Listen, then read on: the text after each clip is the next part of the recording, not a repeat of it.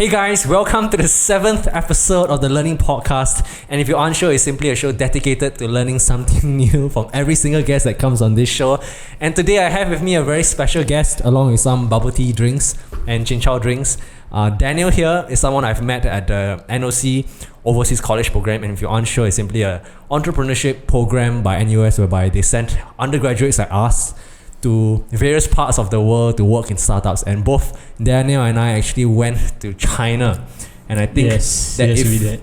And I think if you're a person that is interested in entrepreneurship in China, and if you're studying real estate, because Daniel here studied real estate in NUS, I think there's a lot of value that we can learn from. As a layman, because I have no idea about real estate, and it's something that I want to learn a lot from in this conversation with you. And Daniel, thanks so much for making your way to come here. I know this place is a very ulu part of just happens Singapore. to be in Changi and not Tampines.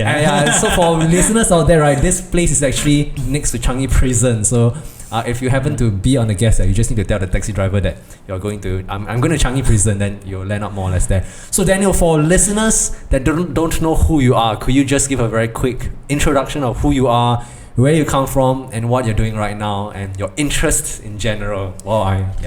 So thank you, Xiangjun, for having me. My name is Daniel, and I just graduated from NUS, majoring in real estate. So as he has mentioned, I met him at NOC. We were there. I was there 6 months. He was there a year, and then I guess we became good friends. So currently, after graduating from NUS, I went to work in a real estate company. It's called Orange Tea. As many people know, that is a agency, right? Real estate agency. But then there are also different departments, and I work in the valuation department. So is it right to say in layman's terms that a client comes to you who are interested in selling their apartments, and they go to your agency? Like, can you just share with us from a very layman's point of view, like what's the difference between realtors and you? Is there a realtor department within you guys that actually sell it? Yes. So Orange Tea has 14,000 or 16,000 agents, real estate agents, realtors. So as the name suggests, and as everyone knows, they sell house. They help people buy house.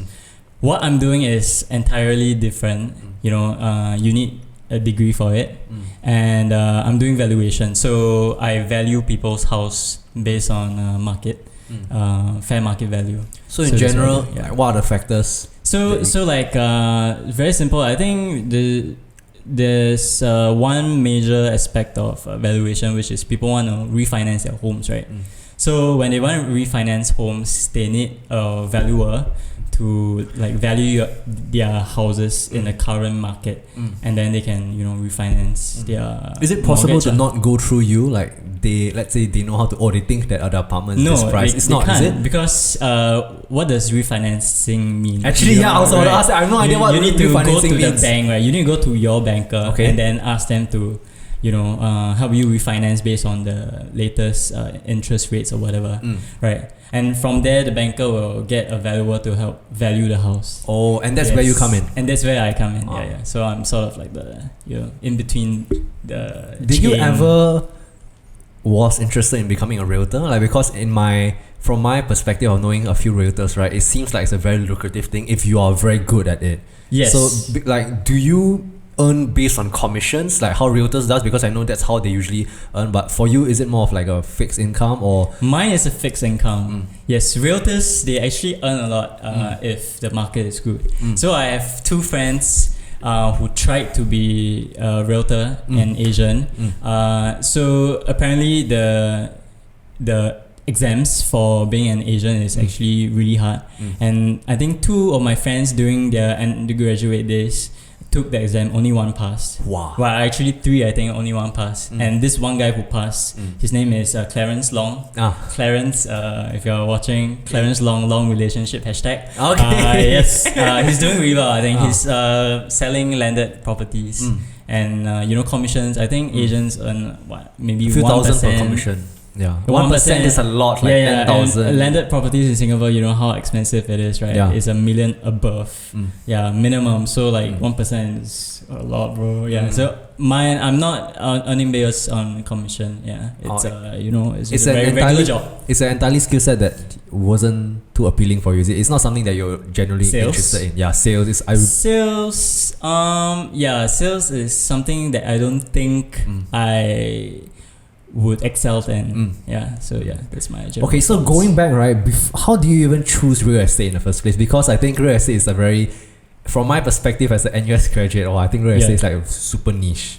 Like why would people, what made you apply to real estate in the first place? Yeah, so I think at first, you know the games, The Sims, SimCity. Yeah. I was enticed by that game. I used to play it at SimCity, and I want to be a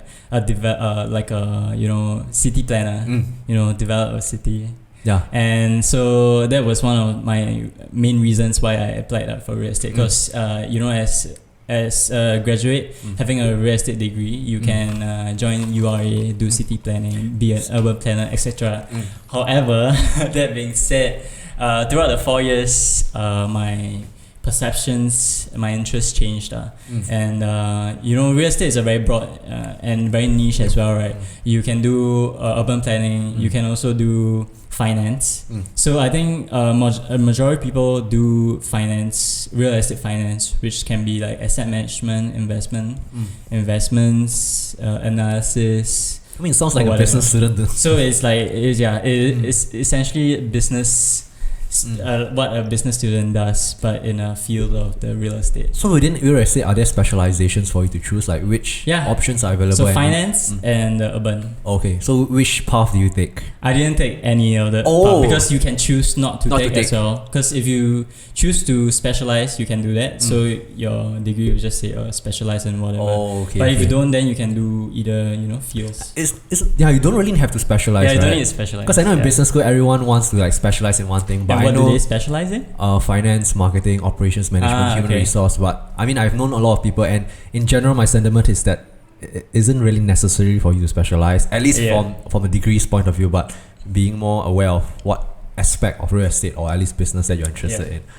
So, what kind of advice would you give like to a young undergraduate who's doing real estate? Because my impression of real estate, the first thing that comes to mind when I talk about real estate is like people like Donald Trump, right? They handle really very big assets and big properties. Like, what's your general take on that? So Donald Trump, he is a developer. Okay, there's a difference. There's a difference. Yeah, correct. So within this field, right, you can also do real estate development, which is actually pretty hard. So Donald Trump is actually, as people would argue, he's actually a successful developer. Depends on which perspective you take, right? But he is a developer. He developed like casinos, which is real estate, right? It's a building, right? Casinos. You have hotels. You have whatever offices, Trump office or whatever. So. That's the development side of things, which I could have done as well, because there are a lot of modules which delve into development. So it was something that wasn't, or is it in a niche of Singapore there's not much development? In terms of Singaporeans, is there a lot of spaces for you to go into such places? Yes, there are a lot of real estate developers in Singapore. Like Capital Land. All those big kind of shopping malls and everything. They develop stuff.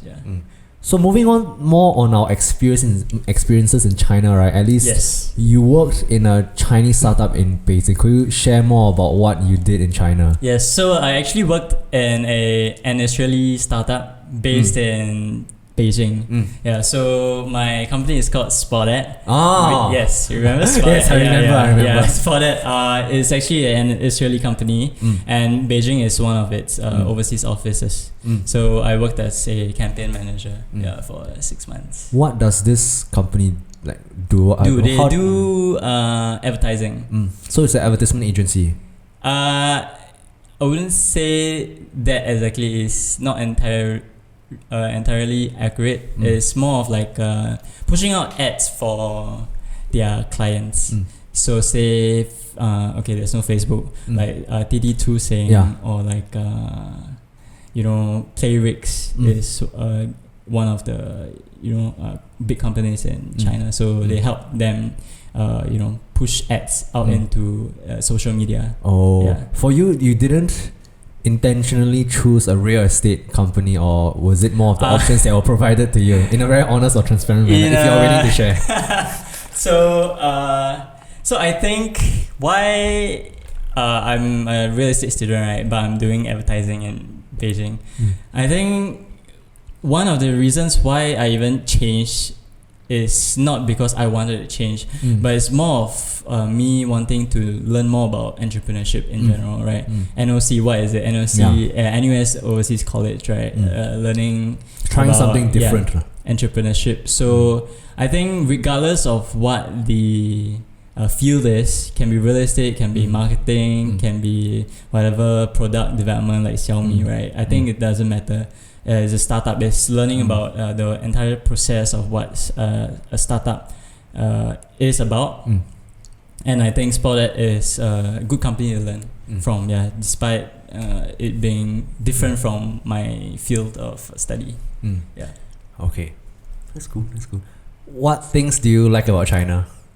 Oh, there's many. So I think I like the ease of things in China, right? I think you would agree that like what is it called? We are so detached. Why my? Yes, correct. So why my? So okay, I eat why my every day every single day in Beijing, because I don't cook. I do cook. I cook Indomie for 2 months. There's one time 2 months straight of Indomie I bought from Taobao. One big carton of Indomie. Can I ask you a very disgusting question? Yes. Because one of my friends, he actually studied in Beijing for 4 years. He studied at the music conservatory there. And then he asked me this question: comparing the smell of your shit when you're in Singapore and when you're in China. I mean, he asked in a very blunt way, and I think it sounds very crude right now, but which shit is smellier, literally, in terms of, because you can tell a lot by the kind of diet that you have. Then he claims from his perspective, because I was telling him that I don't really notice a big difference in the kind of shit that I have, right? Literal shit. But in his perspective, he says that like there's a lot of like things that they put in like food in China. So that he was sharing me about a time where he went to Hai Di Lao. Hai Di Lao is actually by Singaporean, right? He went to Hai Di Lao in Beijing, and they were like, hey, why is the soup tasteless? Why is this tasteless? Then the waiter was like, okay, give me a moment. Then the waiter went to bring in a carton of MSG. You can literally see MSG, and literally poured it into the soup in front of them. And from that perspective, it isn't very nice. Like people say that ignorance is a bliss, right? It's better to not like see how your food is made, right? So what's your opinion on that? Like now having lived in China for 6 months, right? Do you think that there's anything going on with the food? So your initial question was about the shit, right? Well, I don't see any correlation between I don't see any differences between my feces and the feces I produce in Singapore. Like my general thoughts on food. My general thoughts on the food is basically the same as anywhere else. I don't know, but I love the food there. I love the food there so much. It's so affordable. It's so nice. Correct. I think the only difference is like really pure Chinese, like local, sorry, not pure, like but more local Chinese food that tastes more local in some sense compared to like food you find in Chinese food you find in Singapore. So if there's one lesson, right, that you have learned in your 6 months working in Beijing, right, what would that be? Just one, or maybe a few, if you're willing to share. My lesson. Like one thing that you have really took away that maybe you could say in a very cliche way that changed your life in terms of living or having the opportunity to work abroad. Because I think that such opportunities, at least I was so grateful for having been given a chance to work overseas. I think it's not something that a lot of people have, and you can say theoretically, right? You you can say theoretically that it's good to work overseas, but having experienced only a year of working overseas, or whether it's 6 months, right, it really makes a difference. So what is that one perspective that you have taken from this whole experience? So I think first and foremost, I was quite jealous that you did such an amazing project in Xiaomi, right? You got to do a product launch for Xiaomi Product 7. Okay, actually that's not me. That's Joey. That's Joey. Oh, okay, this is Joey. Okay. Joey. So for context, Joey is actually another another friend that both of us, batchmate, batchmate that we have that actually worked in Xiaomi. So Joey and I actually worked in Xiaomi for 1 year. She was in the product marketing department, so she was more involved in that front. I was more of a community manager, and I was in the social media department. So okay. But you talked about a lot about how exciting your job was, right? As in, I mean, being in a tech company, right? There's so many products coming up. Yeah. And if you ask me about phones in general, I'm using a Xiaomi Mi Mix 2S. Everything I use is Xiaomi. I'm using a Xiaomi laptop. Plug Xiaomi Mi Band, Xiaomi scooter. I'm using everything Xiaomi. Wait, what was the question? Yeah, so I think I think the general experience that I got from you and Joey was that was a positive one. Like, Joey got to do. She got to travel. Got to travel as see an the added process. bonus. Yeah, but it's more of like going towards an end game, kind of like so the there's end game there's a tangible achievement at the end of the day where you can observe and feel the satisfaction of having achieved that. Launch. Yes. So I'm not comparing my startup to her startup, but the thing that I take away from China is that Chinese people are people that, regardless of idea, will push the idea through to complete it. So why I say that is because so NOC, our program, allows us to work full time and study at university. So I studied at Beijing 大学. You study at? I study at TsingHua. So TsingHua. Honestly, I'm not sure whether it's a logistical end on NOC side that we have to split in this manner, but why would we need to be split? Maybe that's something you can ask NUS Enterprise. but more of your experience in Beijing. So during that 6 months studying in Beijing, which is like just once a week, right? We were split into groups containing Chinese people and some Singaporeans. So I think my group had 3 Singaporeans, including me, and 6 other locals, right?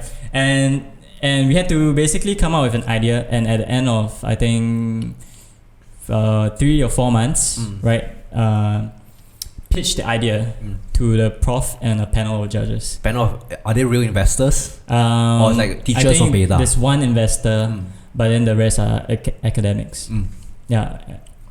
So my group came out with an idea, which is a game, right?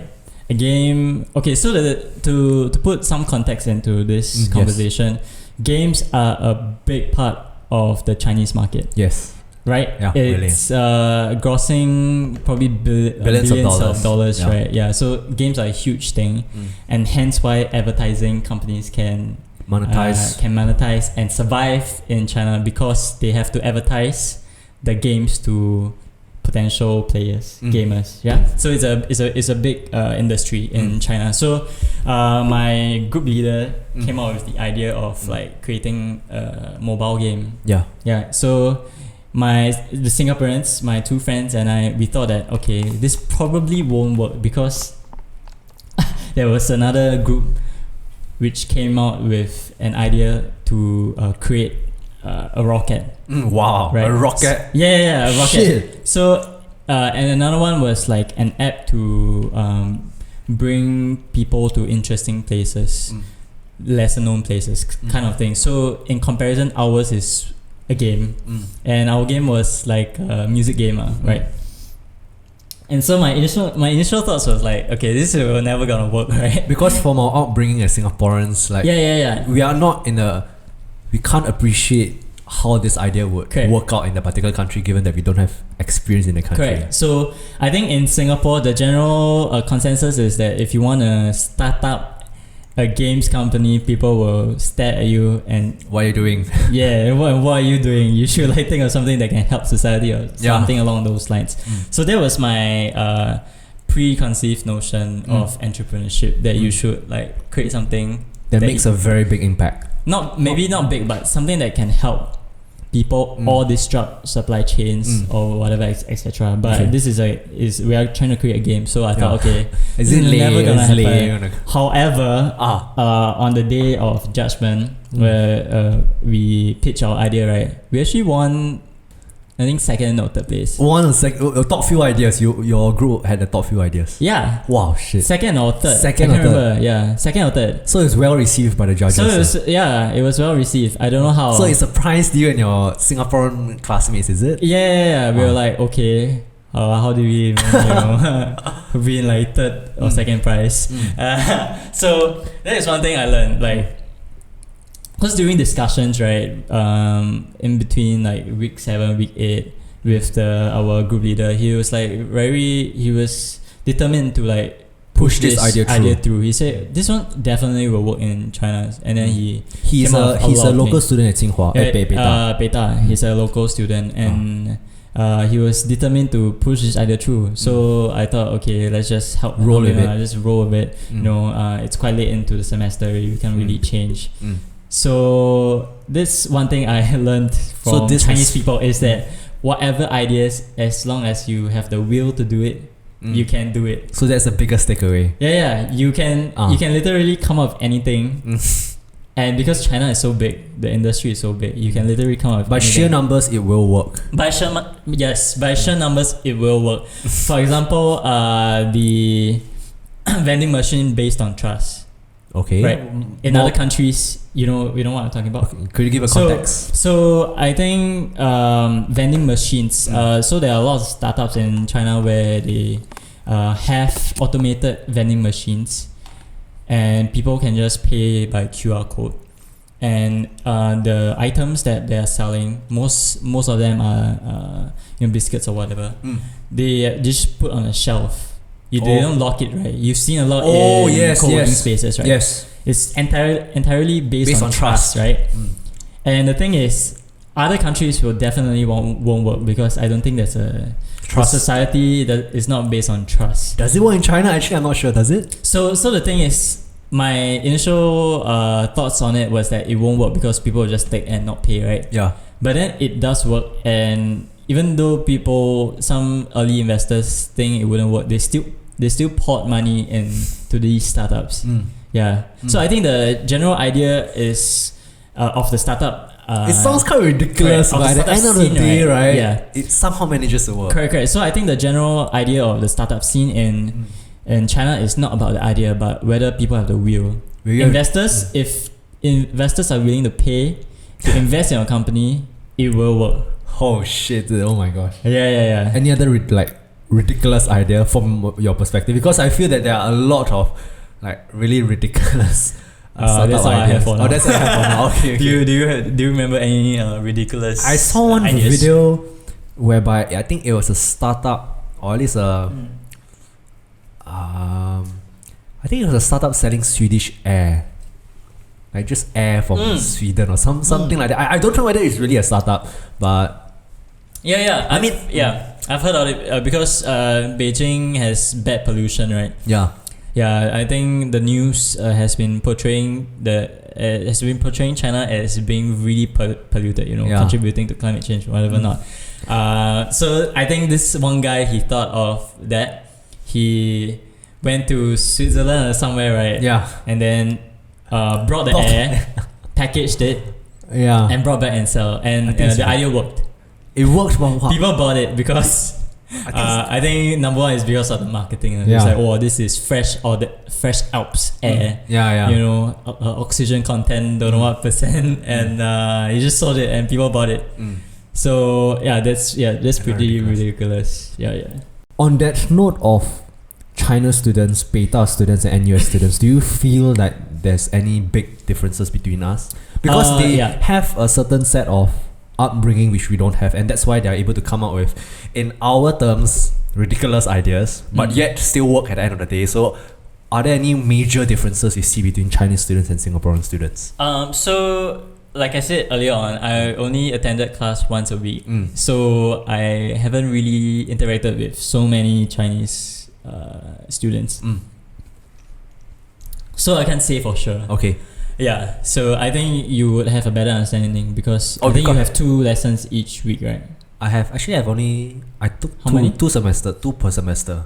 2 per semester, so that's still more time spent in TsingHua than me spend in But from your perspective, Beta. from your perspective, being in Beta, because Beta is branded as like the business school of China, whereas TsingHua is more branded as a science technical university. So I'm just curious whether that has any difference.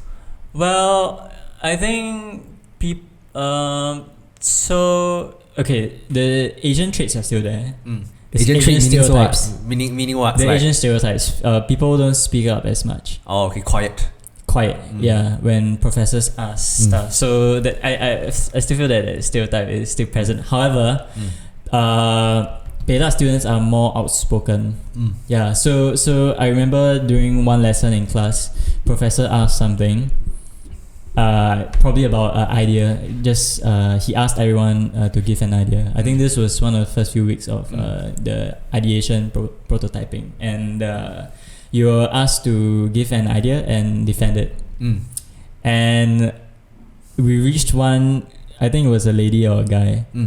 He or she defended the idea all the way. So he or she took 10 minutes just to argue with the prof. So that goes back to your previous observation that they would really push through all the way. Definitely. I think when they really believe in something, they will just go through. Like this guy, just now I said something about there's this guy who wanted to build a rocket. He won first prize. Oh. Yeah. He envisions to be like Elon Musk. Holy shit. Yeah, so rocket. So I don't know if he actually wants to build a rocket or just to build the capabilities around, like sending packages over to space or something. Either one of it. I don't know if it's the hardware or the software, but either way is in the realm of you're touching rocket science already, right? Oh, okay. So I think the prof said something like he was skeptical at first, but he still won first prize. He and his team still won first prize, so it's quite inspirational. Yes. So moving on, we have about last few minutes in this podcast.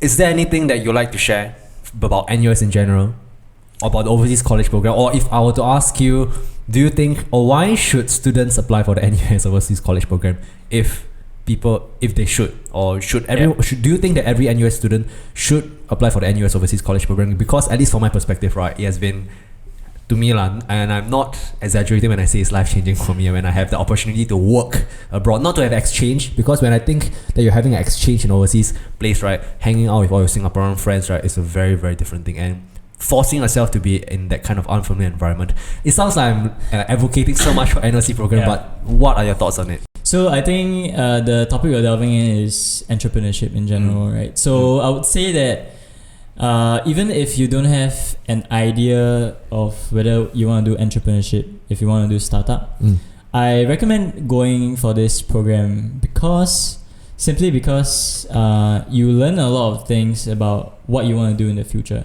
So for example, if you are someone who doesn't like to take orders, right?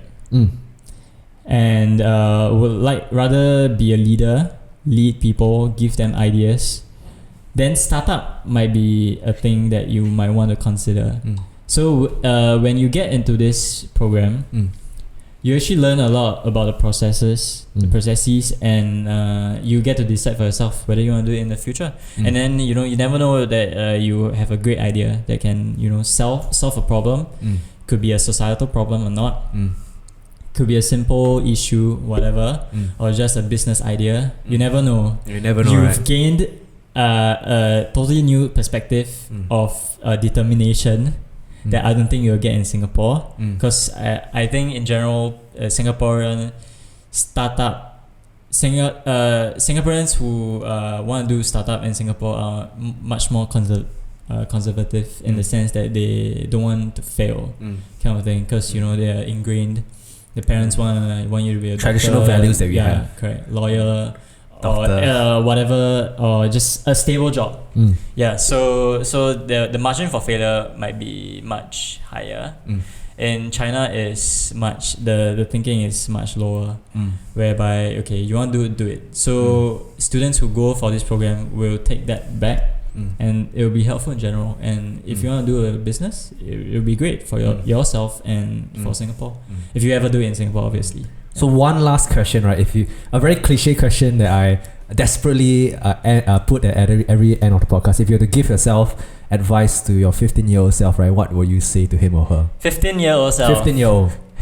Sec 3, yeah. Sec 3, yeah. Anything significant that you could have done when you were Sec 3? No. So I think I'm not someone who regrets if that was your if that is what you're trying to get at. No, I don't regret anything from my earlier years as a young skinny student in secondary school. I take in all the experiences that I've went through, and I think this is part of the process which helped me become what I am today.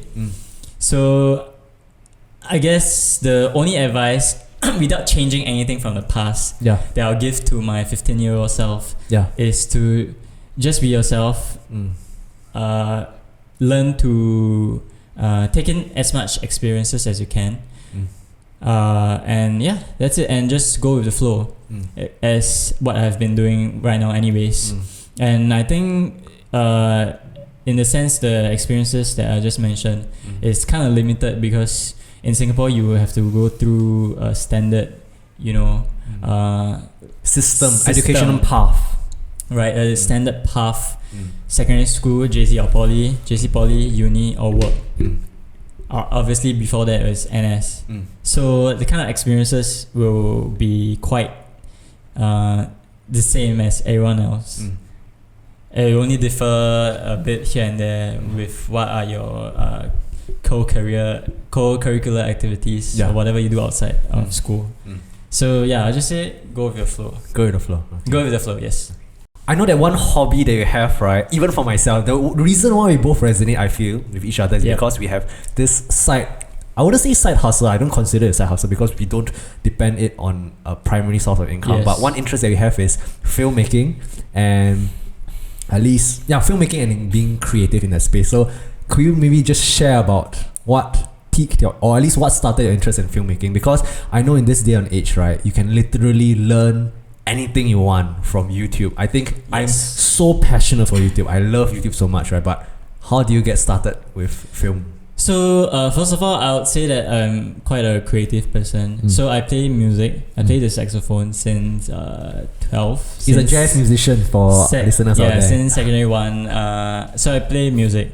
So I would say quite creative. From young, I like to draw as well, and right now I like to do this filmmaking or photography or whatever. What kind it's of called. films do you like to make?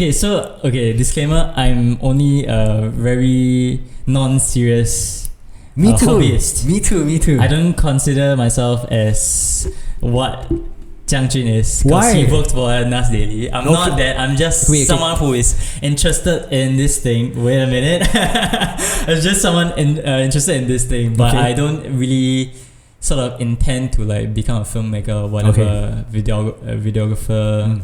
It's just something that I watched on YouTube and it just piqued my interest. Okay. Can I just clarify for the listeners out there, right? I'm not a video editor at NUS Daily. I am like an assistant video editor. I edit a little bit of stuff, but my primary role is more of media buying and media analysis. Okay, so I just need to clarify that this is not like I don't do a lot of freelance video things. So I don't depend on. That's why I say I don't depend on this as a primary source of income. Okay, just to put a disclaimer out there, but I know that clear all the doubts. Clear all the doubts. I know that you're very interested in more of mobile photography, using phones instead of using cameras like the ones I have. Yeah. Why? This goes against the. I want to say this goes against because technically phones have been very, very powerful in capturing, but Why not DSLR or why phones? So I think I was captured by a video that I watched on YouTube by this company called Moment. It's it's a lens company, right? Yes, it's a lens company. They make lenses. They make phone covers to mount their lenses. And so I was watching videos, and you know, this kind of YouTubers, they tend to pay other YouTubers to review their items. So I was actually hooked on one of their other YouTubers that was promoting their product. Or rather reviewing it. So I thought, wow, this is actually a Which really YouTuber good is this? addition. I can't remember. Oh, you can't remember? Yeah. Okay. Yes, but then I saw he did like he got the wide lens and the macro lens, 16 millimeters and 18 millimeters, and then the photos look really good. So I started from photos, and then I thought, okay, let's just buy the lens. You know, I would say that the lens are quite expensive. It's $100 each. So you might as well buy a prime lens for DSLR. Yongnuo. Or like what $50? Yeah, it's very, very cheap. Very cheap. Lens. But obviously I didn't know, so I just bought. However, the quality is guaranteed. It's great. I think they use some aerospace metal or something, so it's really good quality. And so I started from there, and then they came out with their anamorphic lens. Yes, anamorphic lens. Yes, anamorphic lens. I'm not gonna try to explain because I'm not, I'll leave a link in the link in the description of there to explain what. Yes, So Moment anamorphic lens, and then they do a lot of marketing. So I was hooked onto it, and then and it's really expensive. Also, it goes for like $125. So that's. For a lens? For one lens. No, but that's a reasonable price for a good lens. For a good lens, but one would argue that if it's for a mobile lens, that's too much. And I would think it's too much also. But then because of the quality and the kind of material that I get out from it, I didn't mind it. So I was hooked onto it. I got their wide lens, their macro lens, their anamorphic lens. And I started to buy their gimbal. They don't have a gimbal.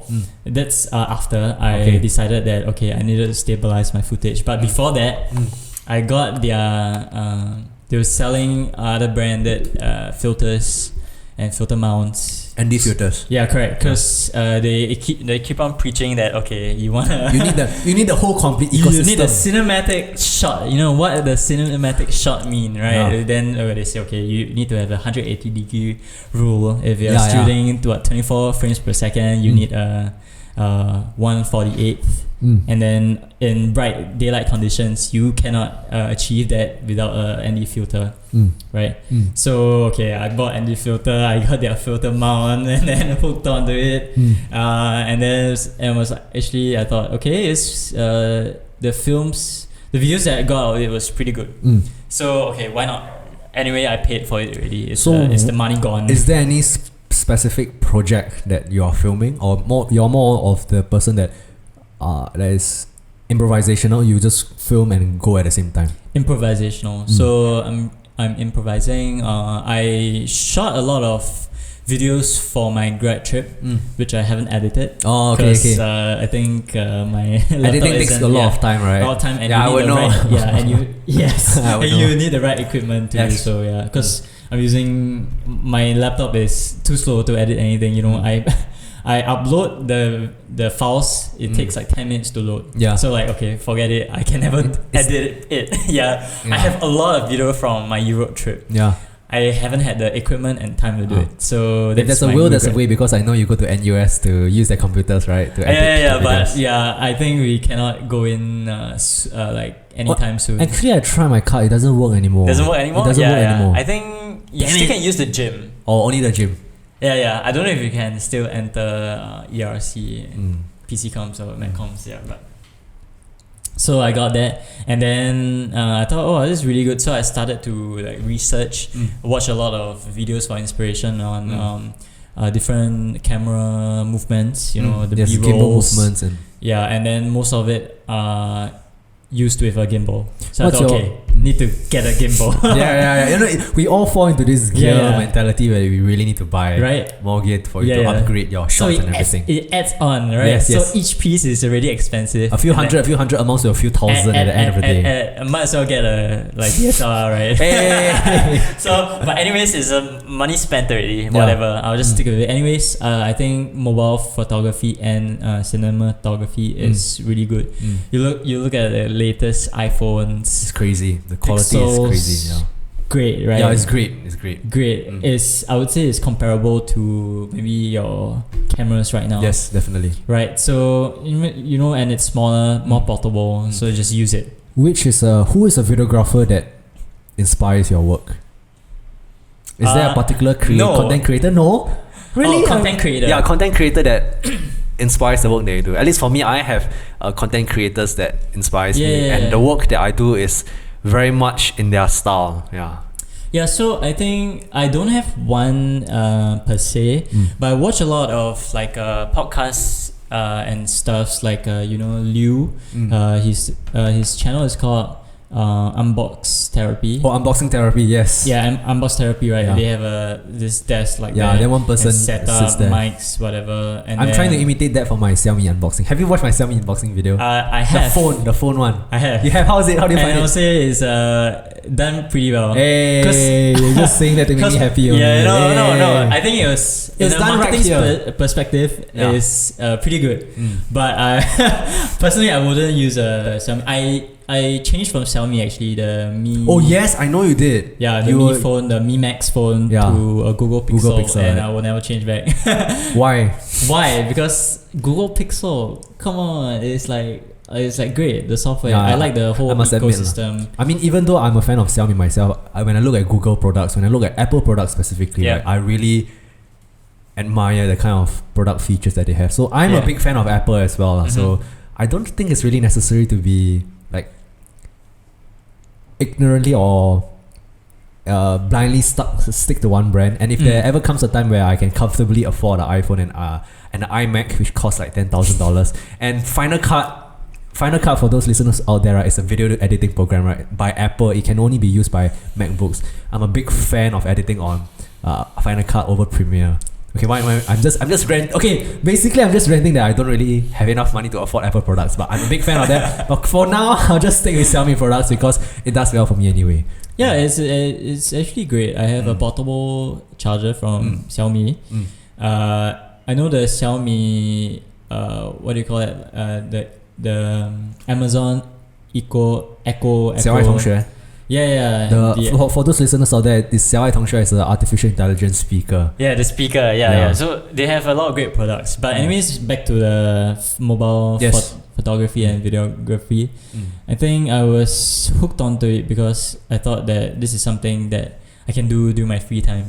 If I travel, I can capture my moments, personal moments, and then I can look back. So one of the latest personal moments I had was my grad trip. Saw a lot of things. I went with a group of Singaporeans, and then I recently looked at the footage again, and I was like, okay, it brings back so much memories, right? And when it you brings watch so the much videos, memory, right, it is really so. I mean, you can share it. That's the thing, and it's not like a memory that's ingrained in your mind. And that's the reason why I find documenting whatever life experiences you have very documentation, right? Documenting your own personal life. It's nothing to do with like starting a YouTube or to impress anyone. It's for me, it's more personal. It's something that it's a selfish pursuit, lah. Yeah. You just want to see when I'm older. What I did in the past. So that's what I did, and I looked at my recent footage and I was like, oh, this is pretty good. If I edit them, I can get a pretty good a montage, and then maybe I can post it anywhere on my Instagram or my YouTube. I don't have a YouTube channel, but maybe we never know, right? So that's what I might do, but going by all the researches that I've done on YouTube, on the internet, like all the movements, I follow everything, right? All the B-rolls and stuff. There's really sufficient information online. That's why whenever I meet people who are like, wow, you can do videos so good, I will always encourage people, right? If you really want to do it, right, there's really so much information that online that you can just refer to. Like how I'm doing this, how I do all my videos, everything, right, I've learned online. And that's why I always like to encourage people to just learn like how you got into filmmaking as well, and that excites me so much that you can just learn anything and everything from YouTube. So and anyone can do it because anyone can do it. Because they say the best device you have is your phone, right? Yes. It's the one that is in your pocket. Yes. So if you have a phone, just go out and film. Just document anything you want. You want to do a vlog, do it. If you want to do more of like do you have a vlog? cinematography, no, I don't have a vlog. I'm sure you will have a vlog soon, right? No. Oh no, not right now. Okay. Not right if now. you want to watch my vlogs, linked up in the description. Yeah. Shameless plug. Is there any other interest that you're working on or learning right now? Aside, I know you're learning Spanish, you're learning film. What other things are you learning? So music, jazz, Yes. jazz music, Spanish, language, film, right? So these are the 3 pursuits as a hobby that I'm doing currently. Well, I don't think I'll be doing anything. Just focus on these 3 for now. Yeah. So right now, these are my interests right now. So I couldn't definitively say what my future pursuits are. But these are the 3 that I'm doing right now. Yeah. Okay, I guess that brings us to more or less the end of this podcast. Is there anything else that you would like to say?